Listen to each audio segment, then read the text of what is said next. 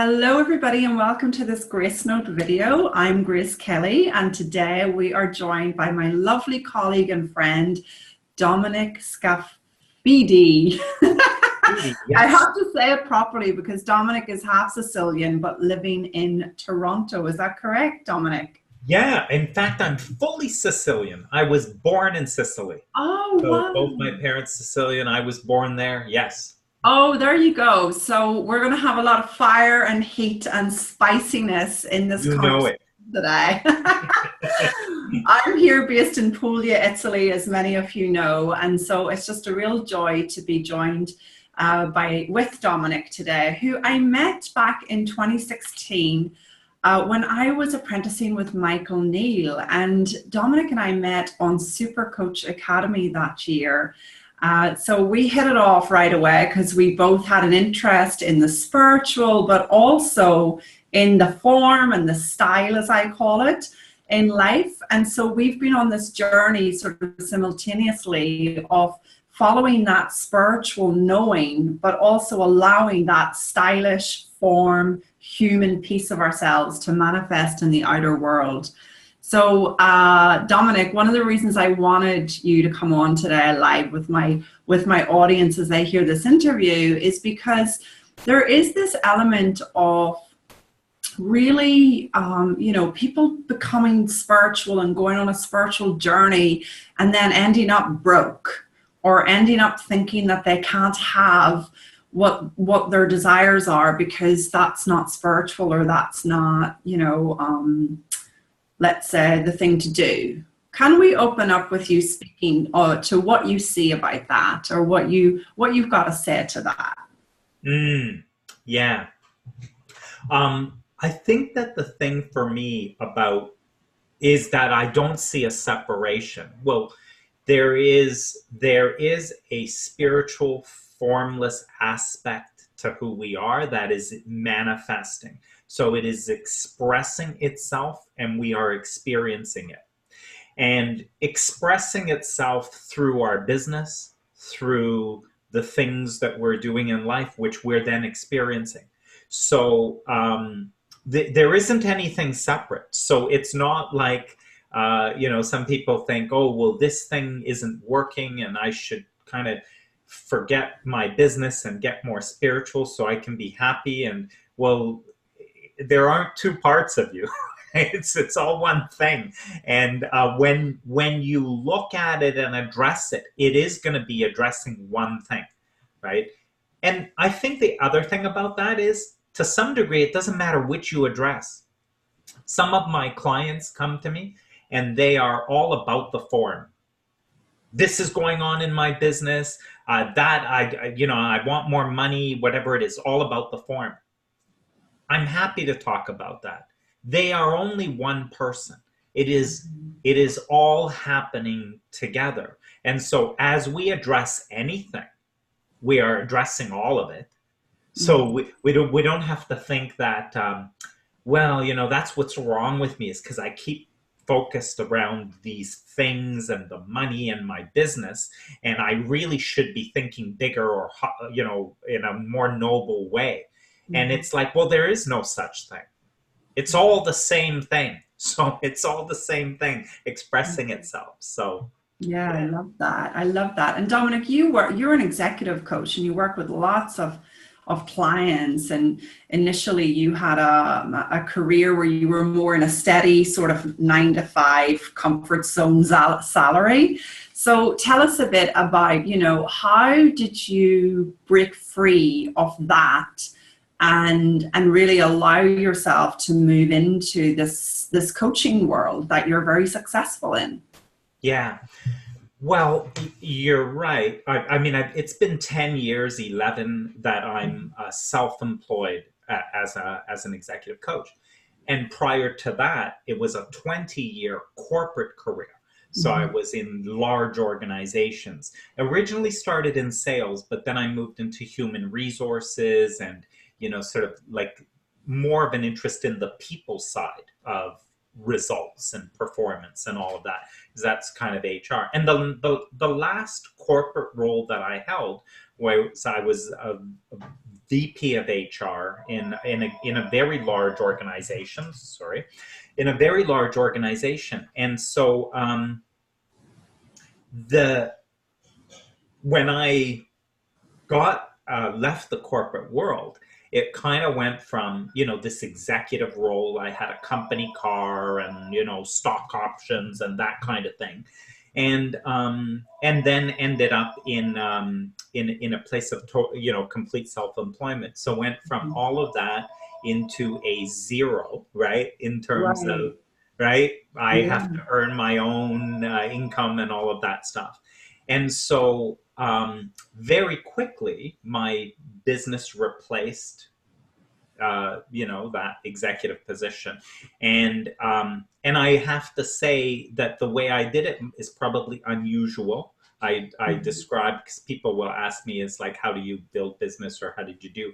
And I very much, you know, that in terms of in my background in teaching, around the same time I came across the teachings of Abraham Hicks. And so really in the creation of my business and how it was effortless, attracted, a rising uh, um, in a way that was not traditional. I guess is the way that would be.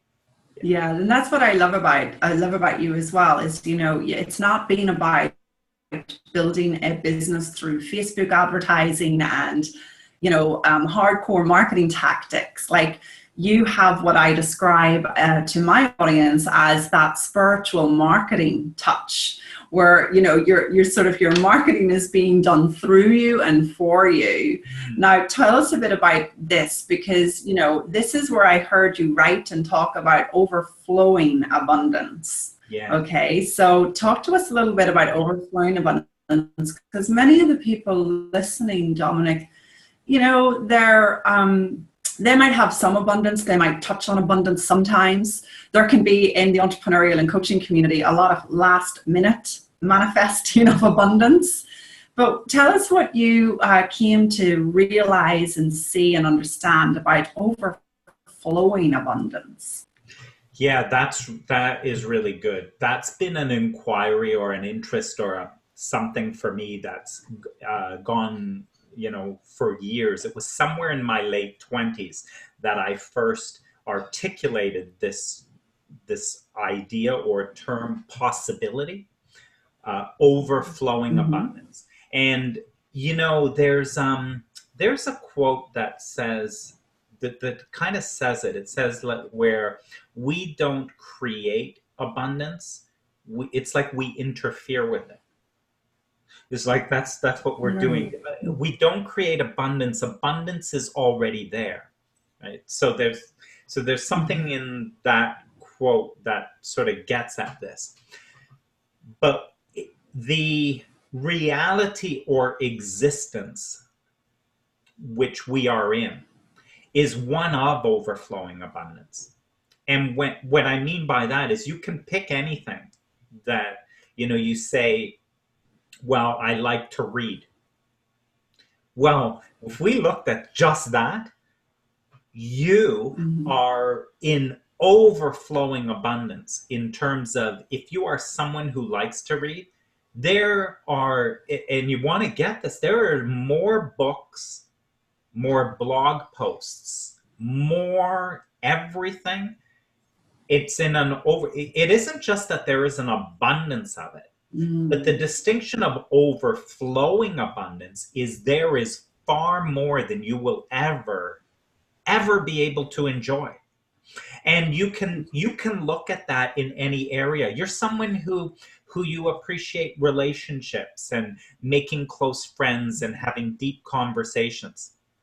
Well, you exist in a reality of overflowing abundance. There are more opportunities and more people and more potential topics you could talk about than you will ever in your lifetime be able to exhaust.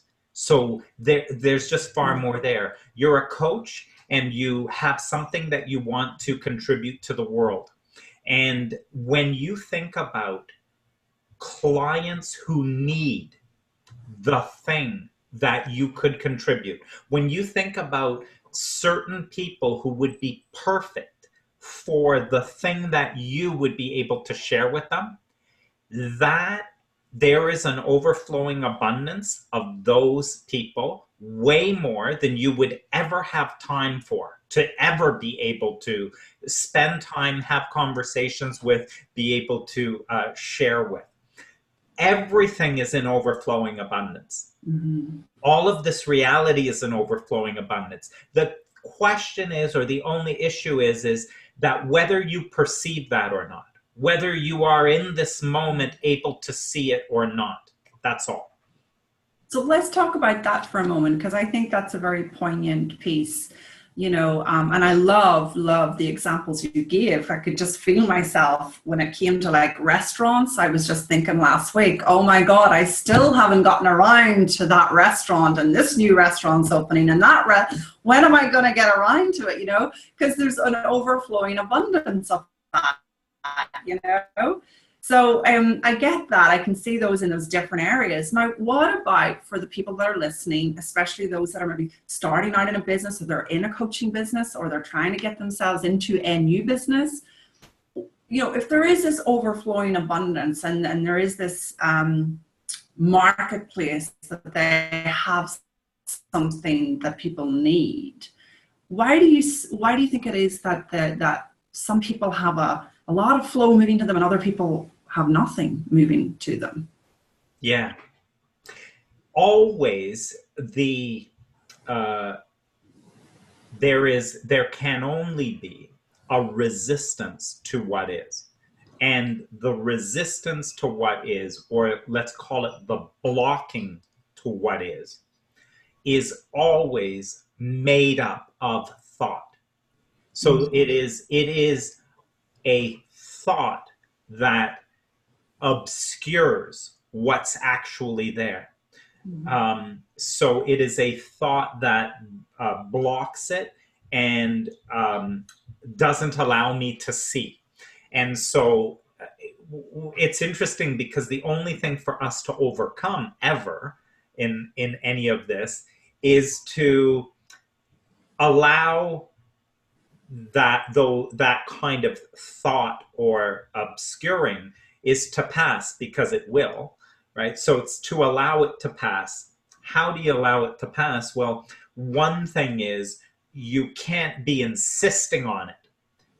So in other words, but you don't understand. I've been trying for 2 years to find clients. You don't understand. My money situation has been this way for a long time. And so what you're about to say next is some thought that you've been practicing for a long time, that you are insisting upon and unwilling to let go of, to consider that maybe what's sitting here is something that was always sitting here, that you're just unable to see as it's obscured through that thinking.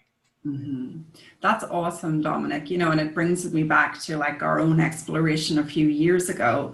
You know, you and I were sitting, I don't know if you remember, but we were sitting in a deli in New York, and I had never been in a deli, and you insisted very kindly, I'm taking you to lunch, Grace, in this deli, and you're going to try this particular type of food. And my God, it was incredible. And we had this wonderful conversation just around what you're sharing, you know, just around our thinking and our thoughts. And we'd been in this exploration around thought for a few days prior, you know, but something you said in that conversation really helped me to see more deeply that it is our thinking, and only our thinking, and what freedom we get realizing it's thought that gets in the way or gets kind of obscured.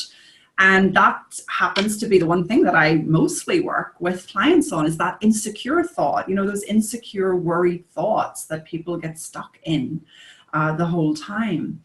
So of course there's an understanding out there, Dominic, that, well, you know, if it's my thinking and I don't know that it's my thinking, then what do I do?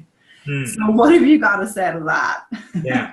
Well, the thing about thinking is, on the one hand, we can dismiss it as saying, "Oh, that's just thought. That's just thought," because really, thinking is unsubstantial, right? Like, what is it? Well, it's not solid. It's not like a brick wall, right? Where you say, "How am I ever going to get to the other side? Because there's this big wall here," right? Well, and then when we say, "Hang on a second, but it isn't a brick wall, it's thought." So thought is made of nothing, right? So on the one hand, people would look and say, "Well, that's nothing in terms of actually blocking you." However, the other thing I'm going to say is thought is also the creative power of the universe. It is. Thought is the creator of everything, right? Everything in your reality is created via thought. So on one side, we say it's just thought. And on the other side, we're saying it is the most powerful. It is, let's say, the only creator in the universe, because your experience and your reality is completely, entirely made up of thought. It's all constructed of thought. So the powerful part about it is that when you are facing something you're stuck on, it's both things. It is both not substantial, and it can change in an instant, because when thought changes, it can change. But on the other hand, what you are facing is reality for you. So it is reality. And so now you say, well, I know it's not easy. It's not easy to earn money. You can't find clients who are willing to pay certain amounts. Listen, I've been around for so long, this many months I've been trying, or this many years. It isn't like it's hard. You got to work at it, whatever. So there has been a lot of thinking that has created this reality. It isn't non-valid. That is actually the truth for you. You're not making it up. It's literally true. And what the part we're not seeing is it's literally true in the way that I have made it up. And I've made it up that way, and it has come back to me in an experience. So you don't just, talk to someone and they instantly want to work with you. You first of all, you can't even find them. You got to go through all kinds of hoops. You're going to have to make sure your website is SEO, and you got to use Facebook. You got to do a bunch of stuff. It's not simple, right? So there is a whole descriptor of a reality, which in fact comes back to you as that way. Of course. It is that way. And so, you'll learn things, and then, you do things so that you can make it all work in the construction that you've done. But you're not seeing that you've done the construction of it. Right. Then you get a coach and you say, okay, what do I do? Because I'm kind of stuck. I can't seem to get the, thing. Well, one of the values of a coach is they're not you. This is a huge value of a coach, right? Because they're not you, you go blah, blah, blah, and they do not have those thoughts. So they listen to you talk, and all they hear is a story. So they just hear a story, right? And respectfully, they get that, you see the story. You're living in the story, but the coach sits back and is like listening and is like, wow, that is one heck of a story. No wonder it's so hard. I'd find it hard if I was in that story. So now, to be fair, the coach has their own stories. Like the coach has their own stories, their own limitations. Mm-hmm. But when they're working with you, and this is the value we all have. I know a lot of your audience are coaches too. Well, a lot of the value they bring to their clients is that they are not their clients. Mm-hmm. They are not stuck in the stories of their clients. So because you're not stuck, you can be very helpful in challenging a little bit. Sort of like challenging a thought and perspective that they see as real, but you don't, because you know it's a story. And if that story was to be softened a little bit, if you'd stop gripping it and holding on to it for dear life, it would dissolve by itself, because it only lives by your attention to it. The minute you let go, it starts to dissipate and new things start to form. So awesome. I mean, that's what I love about these universal truths. You know, you spoke earlier, Dominic, about being, you know, an avid, you know, listener of Abraham, and you and I together have been avid listeners in the three principal communities. You know, and it's also just like, it's just reminding me of like truth is everywhere. And it's, you know, it's down into this very beautiful piece that you've just shared about the fact that if we're giving this attention, if we're giving the story attention, then that's going to be our reality. But here's a question for you, because this used to come up for me, certainly when I was looking at what they call the law of attraction and that type of thing. Like, what about this idea that we are these creators and we create our reality, and it's our story and our thinking. So like, where do we toe the line with, for example, someone gets really, really sick? You know, I have found it difficult to kind of say, well, that's them creating that reality. Someone gets really, really, I don't know, whatever sort of disasters start to happen. Can you speak a little bit to just what I'm not sure what the question is, but just, you know, how do we not blame ourselves? We are these creators, absolutely. And yet, to me, that comes with an element of, oh shit, I'm to blame. You know, if I go broke or I get cancer or something awful happens. Can you speak a little bit to that? Let's take it from the softer place into, you know, then there's a more rigorous way to look at it. But because, and somewhere along that spectrum, people can feel comfortable in terms of what they see. If we took it from the softest place of all, the question becomes, you get sick, and that doesn't mean anything. And the reality that you experience now, next, in this moment, is completely up to you, right? So let's not go to cancer yet. I get a cold. Yeah. Oh man, I got a cold. That means my day is ruined. And don't come near me because I'm going to be miserable. And now I can't do, I had calls to do and I can't do them. I had plans today and now I can't do that, right? That's so, or someone else. I have a cold. Well, that doesn't matter. I'm going to engage that. So today is still a great day. It's just because you have a cold doesn't make it a bad day. So someone else goes at it a different way. Right. So right there, you can see creating a reality independent of the thing.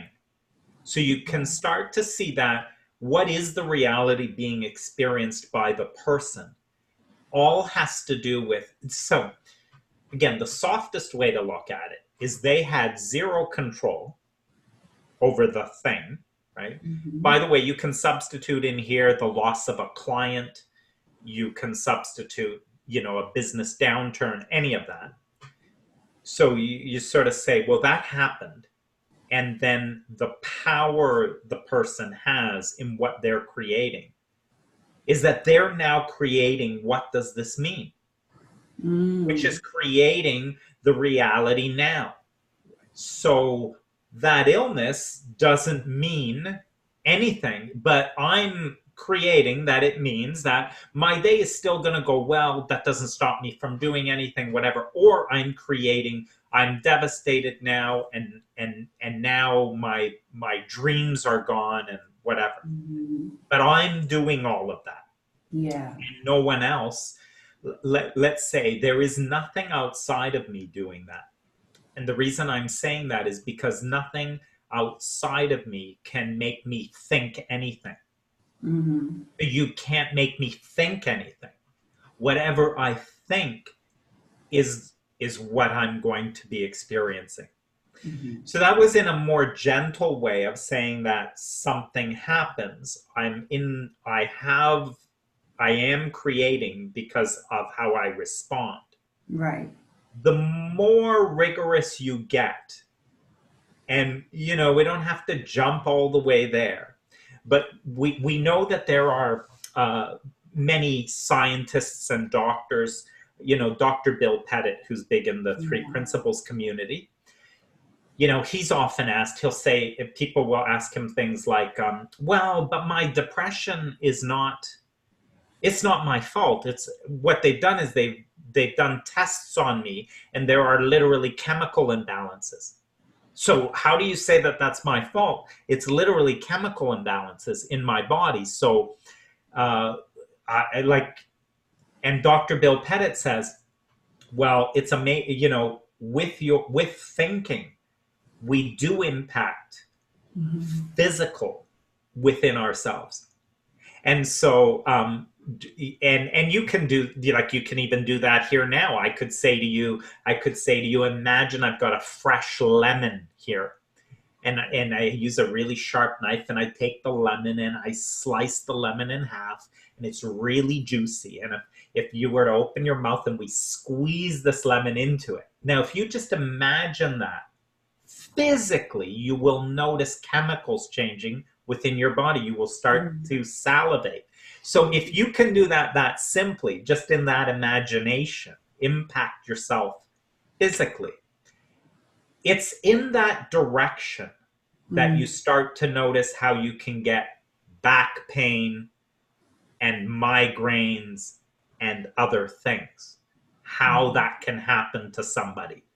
Innocently, they don't realize that they're doing it, but it's out of a continued focus and engagement with thinking that doesn't serve you. Innocently staying with that kind of thinking. Eventually there's like a neck pain, or I can't sleep very well, and my back hurts, and all of this type of stuff. I don't know if that was helpful, but. Oh, absolutely. Yeah. I mean, I love the analogy with the lemon, because I think the listeners can really connect the dots here when we talk about thought creating feeling. That's certainly a great way of sharing. So a couple more questions before we finish, Dominic, but the other one that comes to mind, just in terms of who I've been speaking with this week and listening to this week, and my own client base, is, can you speak to people who they start generating abundance, right? They start actually getting the abundance in, and the flow starts opening up. And then I've seen this happen to people. They go into, well, that's all there is. Like, it can't get better than this. It's not going to get any better than that. Like, I've got my lot, and that's as far as it's going to go. And it's almost like cutting the cap. Like putting the cap on, putting the cork on the bottle. Can you speak to that one, Dominic? Yeah, that's really good.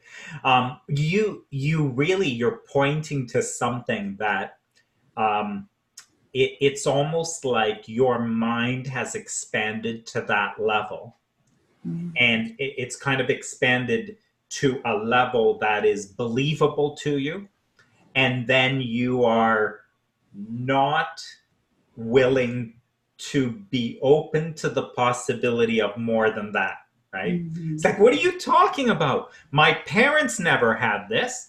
I mean, you don't know, like, what I built is kind of it's amazing I've even built it, and how would I ever do more, right? Mm-hmm. So the ceiling, again, the ceiling, the limit is all by thought. And you know, I have that in my business. For example, you will, again, if you look at you and I, right? If you were coaching me, you would see so many limitations in the way my thinking is, right? Because I've built a business that works a particular way and all of that. Now, very different than you. You've got a business that you've built online. People come to you from all over. You do programs, things like that. My business is mostly one-to-one coaching. It's done, you know, and every client sort of comes to me in a particular way. A lot of it is also in corporate and all that. So I would be saying, oh boy, you know, I wonder how you do products, or imagine having something on a website that people could just click and buy, and it just sort of gets money coming in. Boy, that's magic. I wonder how that even happens. Or you're sitting at home and then people are clicking and wanting to, and they're just showing up, and you don't even know how they showed up because somehow they've come through. And you'd be saying, what are you talking about? There's nothing magic about it. It's the simplest thing in the world. It works a particular way. Right? Yeah. But for me, it's kind of like, oh no, Grace, you know, I can see how you can build a business in a particular way. And, you know, and it's a good business. Like, look, I've got a great business, but, you know, really it would be just so incredible if it was just flowing, or if it was happening even without me. But how would that even work? And you'd say, what are you talking about? It works simple. Everybody does it. And so we all have our limiters that kind of keep it contained. And by the way, it's hard to sort of break out, because I know for me, I kind of thought, there have been points where I've kind of said, okay, I'm gonna come up with a different way of doing this. And I'm going to come up with like passive income, or, you know, like that, right? So I kind of start going down the road. So I reach out to people. I say, you know, what's a tool you use to develop training or do whatever? And I've gotten, oh, here's a tool, or here's a thing. And then the noise in my head goes nuts. I start to look at it. I'm like, oh my God, this is so complicated. How much time is this going to take me? Oh my God, how do you even do this? Oh, then you need videos, and then you need, so I just panic, right? Like, it's all that. So again, it's like, because of where I'm coming from, a thinking that already has limits. And the trap is I'm trying to think myself out of it.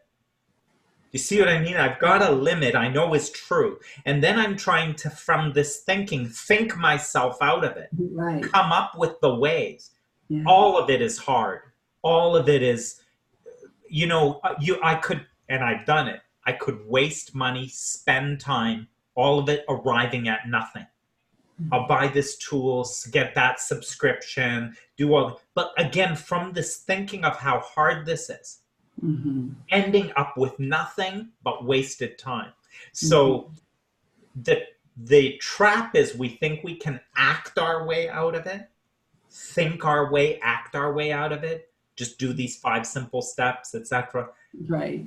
But it all keeps reinforcing the limited thinking. It's a little tricky, but we're actually solidifying the ceiling that we've got on things. Yeah, it brings that quote to mind. I think it was Einstein when he said, you know, something about trying to find a solution with the same mind that created the problem in the first place, you know. And so many of the listeners will connect with what you're sharing, Dominic. You know, that they've gone down the rabbit hole of using the insecure mind to try and get to a business or an achievement or a financial goal. So I love what you're sharing here, because it's so applicable to what, you know, the overall conversation is about. to finish then, I guess my question would be, given that these people are listening and they're hearing now more about this thinking stuff, what do you do then when you're in that position where your thinking is the limitation, but you do have that desire, let's say in your case, to branch out into an expansion of your business that creates it in such a way that you're making money while you're sleeping? Like, how do you get through that, knowing that it's thought? Yeah. So this is where having an understanding of a few simple things in all of that is helpful. So I have really sort of distinguished or developed some sensitivity to when is my thinking helping and serving me, and when is it something that I am better off not being very interested in. Yeah. So like that. And it's always in the feeling. So the feeling, you are always feeling really whatever thought is happening right now is felt by you. Now, Abraham does a great distinction of this. They say thought is the creator. Mm-hmm. So it is thought that creates, but you do feel thought. So what you think you will feel. Thought is the creator, but feeling is the indicator of the direction of your creation. Yeah. Feeling indicates the direction of your creation. Mm-hmm. So when you are, you as a human being, as someone in this life, are wanting expansion, and the way it shows up is desire. Mm-hmm. So it shows up as desire. And desire is like some urge or impulse that in other words, it wants more expression for you, which is why you are dissatisfied in the example you gave when you have a business and you say, I built it to this level and that's it. There is no more. That's actually not possible. Mm-hmm.